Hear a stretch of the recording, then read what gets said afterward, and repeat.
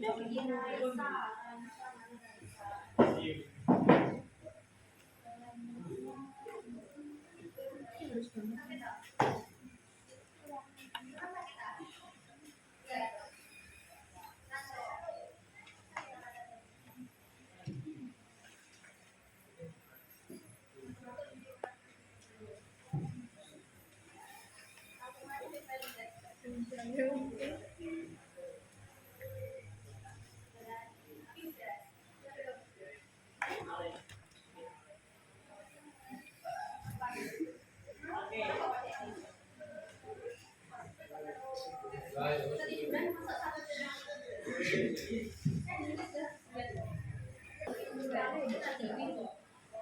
bukunya dikumpulkan ya. Terus yang sebelumnya seperti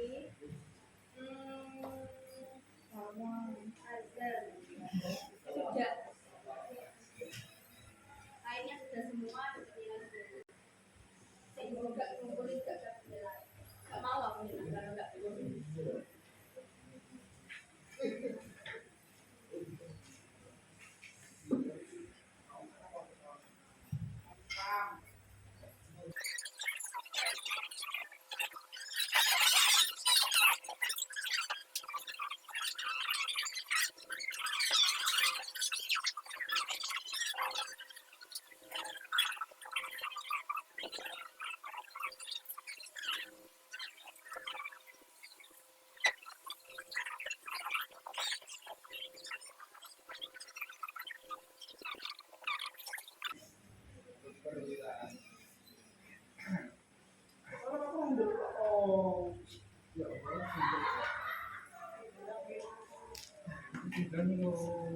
ekonomi dan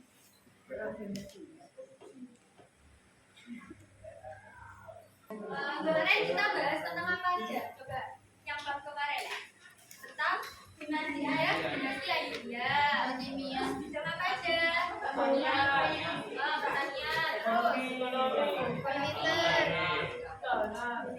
militer, kemiliteran, terus yang satu pendidikan. Kota pendidikan ada di mana? Terus khalifah terakhir dinasti Fatimiyah siapa? Masih ada? Jadi sekarang kita akan membahas materi baru ya, yakni pemimpin besar dinasti Ayubia. Jadi dinasti Ayubia itu berdiri selama 79 tahun, enggak? Selama 79 tahun dengan 9 pemimpin. Yang pertama adalah Salahuddin Al-Ayyubi, yaitu sang pendiri dinasti Ayubia. Lalu itu selanjutnya kalian baca sendiri apa nama Malik Al-Ashraf. Nah, Malik ini tuh seperti julukan gitu, Sultan Malik. Jadi setelah masa kedudukan Malik Al-Ashraf Mustafa'il, dinasti Ayubia itu runtuh. Kemudian berdirilah dinasti baru, yaitu namanya apa? Dinasti Mamluk. Dinasti Mamluk itu nanti akan dibahas di bab selanjutnya. Nah, dari 9 pemimpin dinasti Ayubia terdapat 3 pemimpin yang paling terkenal. Siapa aja coba dibaca? 1.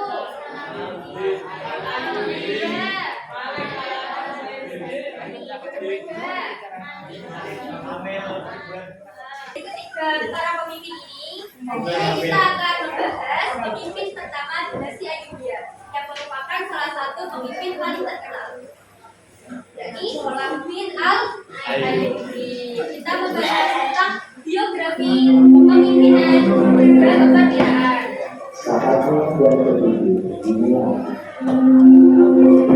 Yang pertama yakni tentang biografi Salahuddin Al-Ayyubi. Salahuddin Al-Ayyubi memiliki nama lengkap Salahuddin Yusuf Al-Ayyubi Abdul Muzaffar Yusuf bin Najmuddin bin Ayyub. Jadi ayahnya namanya siapa? Terus kakeknya Ayyub. Kemarin itu dinasti Ayubia disebutkan dari nama siapa? Kakeknya namanya Ayyub. Oke. Kemudian Salahuddin itu berasal dari Turki, lahir di Benteng Tikrit dekat Sungai Tigris. Nah, itu ada di wilayah Irak. Lahir pada tahun 532 Hijriah atau 1132 Masehi. Nah, dari kecil Salahuddin Al-Ayyubi itu sudah memiliki karakter yang sangat baik, yaitu karakternya rendah hati, santun, serta pemberani. Kemudian ayahnya, yaitu yang bernama Najmuddin bin Ayyub, ia merupakan penguasa benteng di Tikrit. Oleh karena itu, Salahuddin Al-Ayyubi itu terkenal dari keluarga yang agamis dan juga keluarga kesatria. Setelah Najmuddin bin Ayyub itu menjadi penguasa benteng di Tikrit, ia oleh Guru Zati diangkat menjadi gubernur di Balzak. Nah, gubernur itu ada di Lebanon. Nah, jadi Najmuddin bin Ayyub itu membantu masa pemerintahannya Guru Zati untuk mengelola pemerintahan Guru Zati. Guru Zati juga mengangkat Najmuddin ayahnya Salahuddin itu menjadi ketua divisi militer di Damaskus. Damaskus itu ada di Suriah. Nah, oleh karena itu Salahuddin Al-Ayyubi dikenal jadi keluarga apa tadi? Keluarga kesatria. Terus kemudian Salahuddin Al-Ayyubi dari kecil itu diberikan pendidikan oleh ayahnya untuk menguasai apa aja? Terus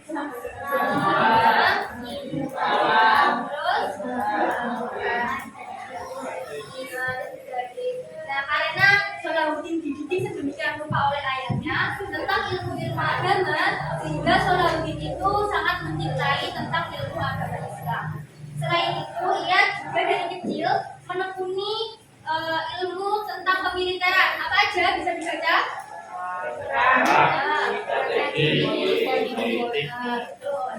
Nah, kemudian Salahuddin itu pada usia 26 tahun, ia disuruh oleh Guru Zati untuk gabung ke pasukan pamannya. Namanya siapa pamannya? Ayo. Hasan Syirkuh untuk apa? Melawan? Untuk melawan tentara Salib. Yang kemudian ternyata ada fakta bahwa Perdana Menteri yang namanya siapa? Masih ingat? Gak ingat? Perdana Menteri Palestina namanya Shawan.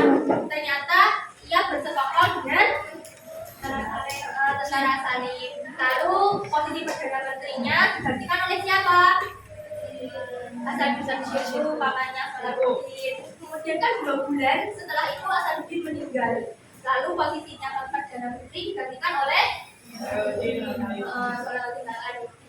Jadi Salahuddin itu sebelum didirikan dinasti Ayyubiyah, dia menjadi Perdana Menteri. Kemarin nanti kan soalnya.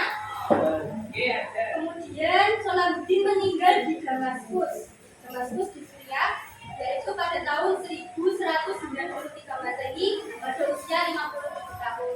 Ada sumber yang mengatakan bahwa Salahuddin itu meninggal karena sakit tipes. Ada juga yang mengatakan bahwa Salahuddin Al-Ayyubi meninggal karena sakit demam selama 7 hari. Setelah itu baru dia wafat. Selanjutnya yakni tentang kepemimpinan Salahuddin Al-Ayyubi. Jadi Salahuddin Al-Ayyubi itu memiliki jiwa kepemimpinan yang sangat baik. Dia juga sangat bijaksana. Apa saja yang dia lakukan? Yang pertama, mengangkat menteri atau wazir dari orang-orang cerdas dan cerdik.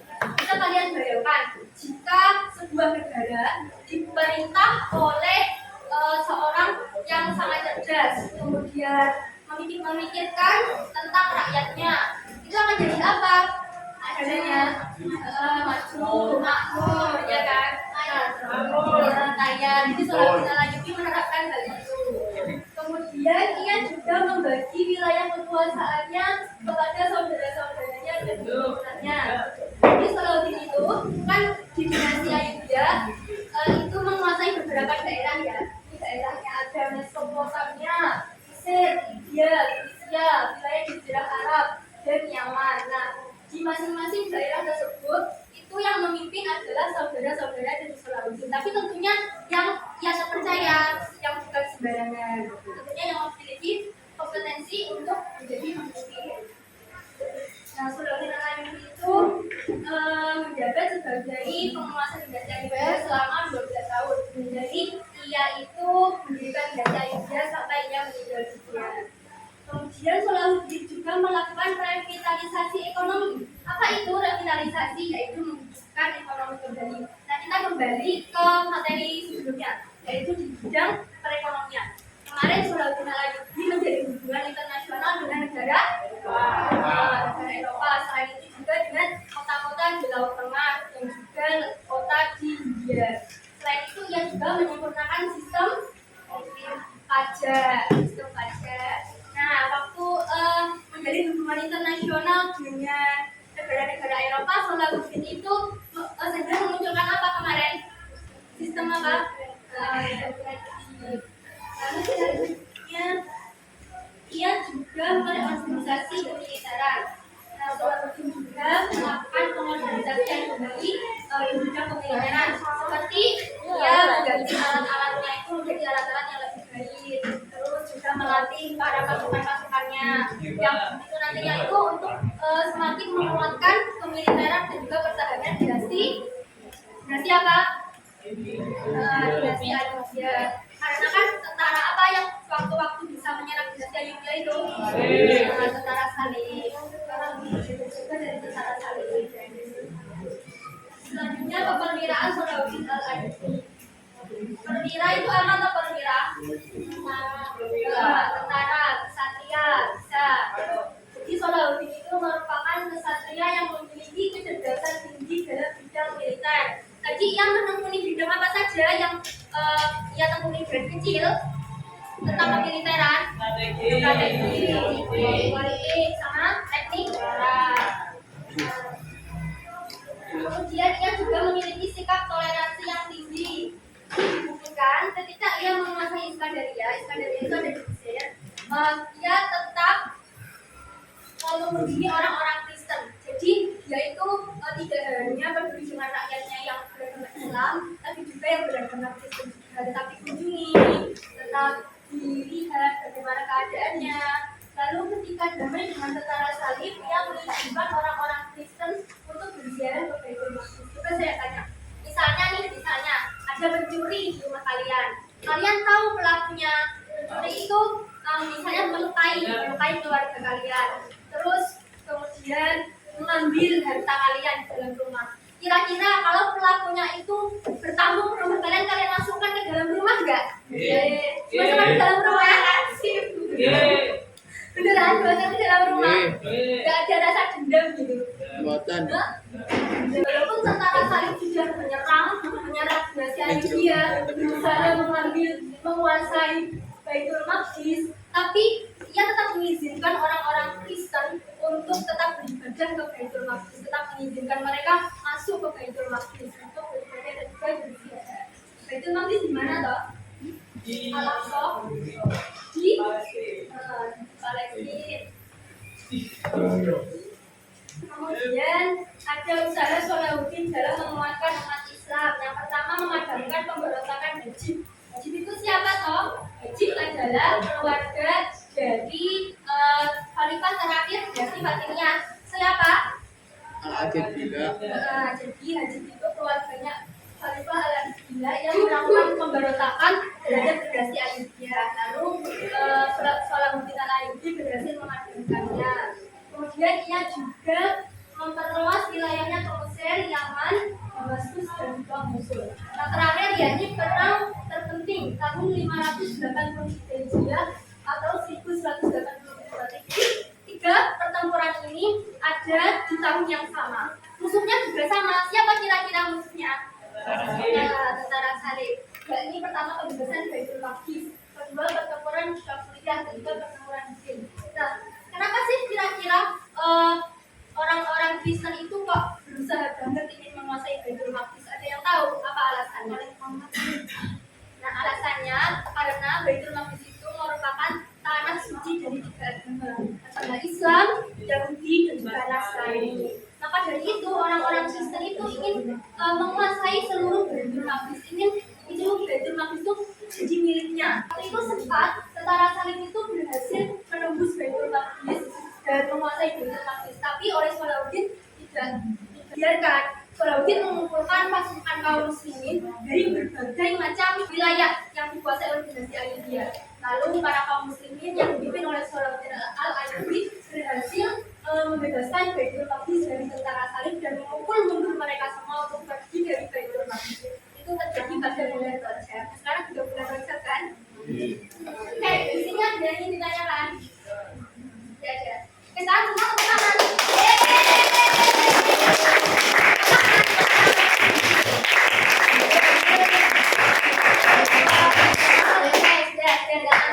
Kalau saya bilang tepuk pagi, tepuk 1 kali, siang 2 kali, sore 3 kali, terus malam 4 kali ya. Konsentrasi. Tepuk pagi, siang, sore, malam, siang, sore, pagi, siang, sore, malam, pagi, siang, sore, malam, pagi, sore, siang. Oke, tepuk tangan. Ini saya mau bentuk kelompok tapi gini aja kerjanya. Pasti ya. Perwakilan perwakilan satu-satu dari satu yang gede. Dari sini. Perwakilan menunjukkan satu-satu. Ya. Jangan pergi.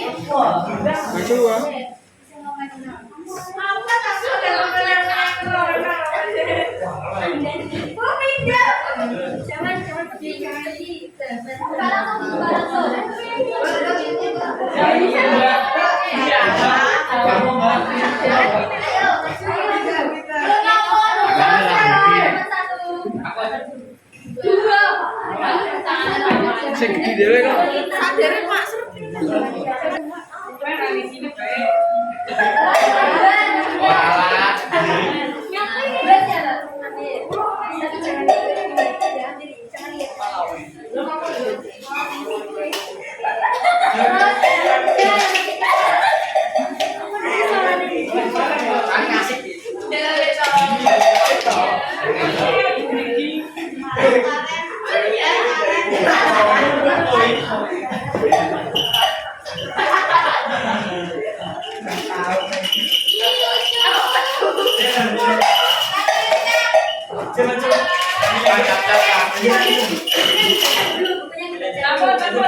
Nanti gak boleh buka buku. Babnya yang ini yang tadi saya jelasin. Pokoknya kalau dibeli ya bisa baca. Boleh baca nanti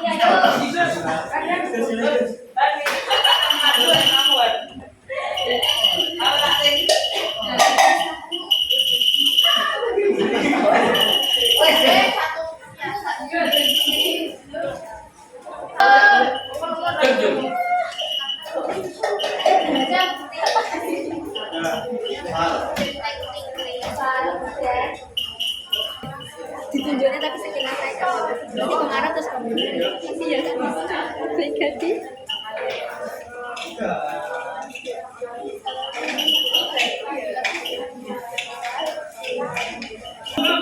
Tahunnya enggak ada tahunnya.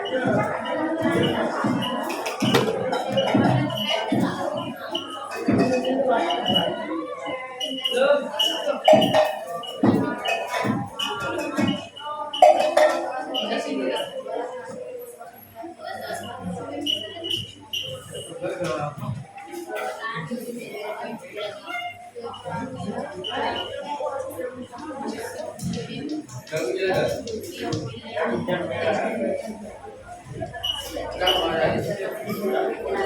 nanti yang jawab saya unjuk. Cepat-cepat kalau kita dapat bisa dijawab.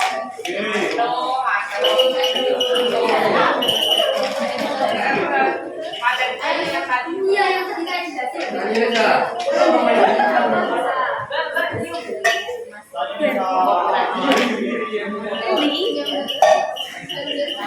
udah ya. Jadi tahu peraturannya gini. Nanti yang dengarkan dulu ya. Nanti yang pegang sendalnya satu orang duduk di depan. Jadi tangannya diangkat. Bisa. Lainnya kalau tangan sambil diangkat ya. Jadi nanti kan saya kasih soalnya begini. Kalau soalnya udah nanti dibaca dulu. Tadi 1, 2, 3. Kalau udah hitungannya 3 baru boleh angkat tangan. Itu ya.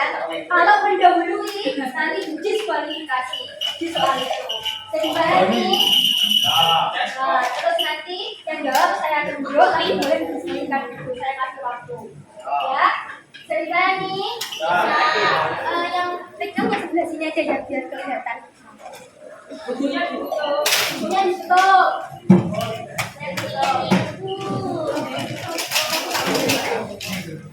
Ya, siap ya. Minum. Oke.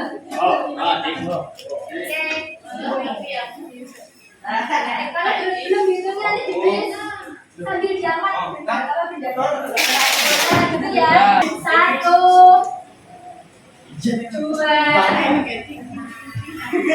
3.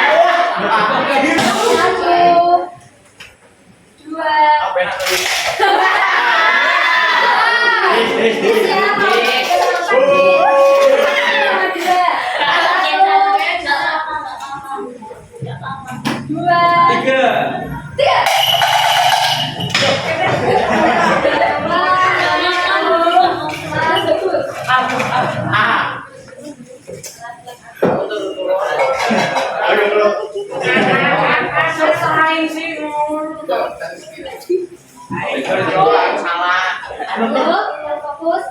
1. Ini yang di waktu awal. 1, 2,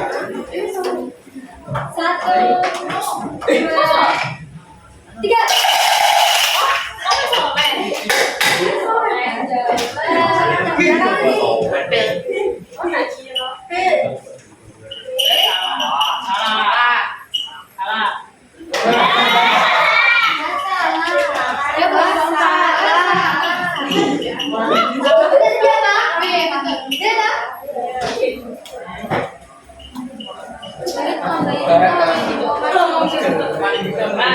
Masih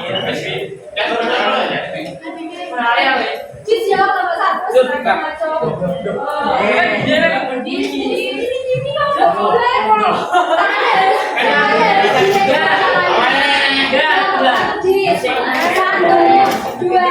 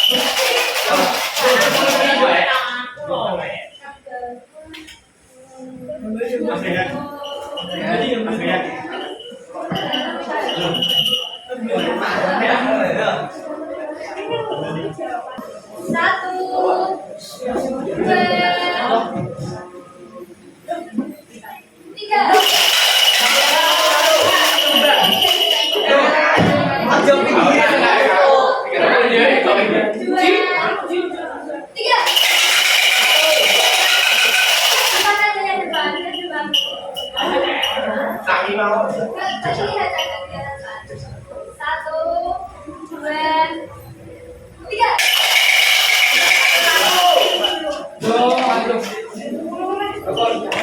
Harus bener ya. Yang dapat ya. Sederhana sabun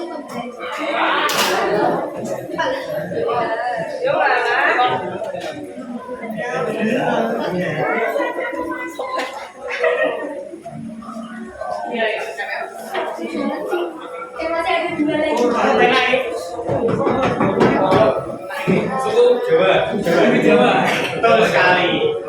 Ruti dua kali. Angkat yang tinggi ya,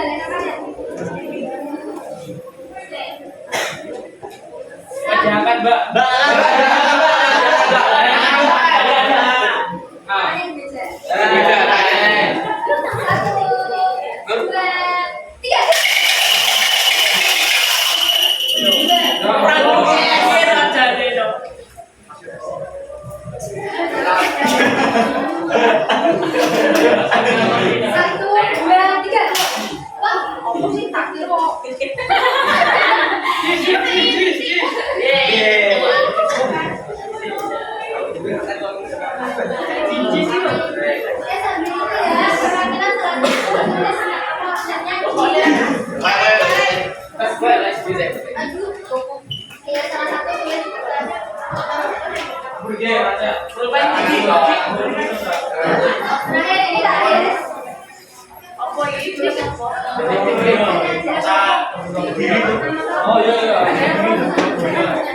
Oh iya.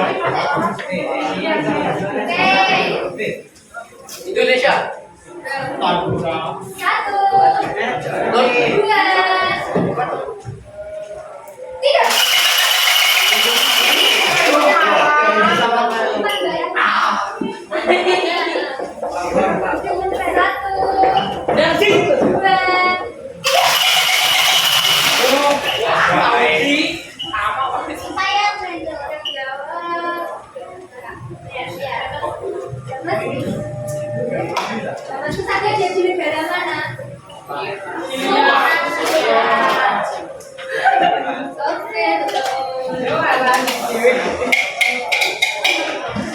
Silakan buka barangnya. Oke, selesai.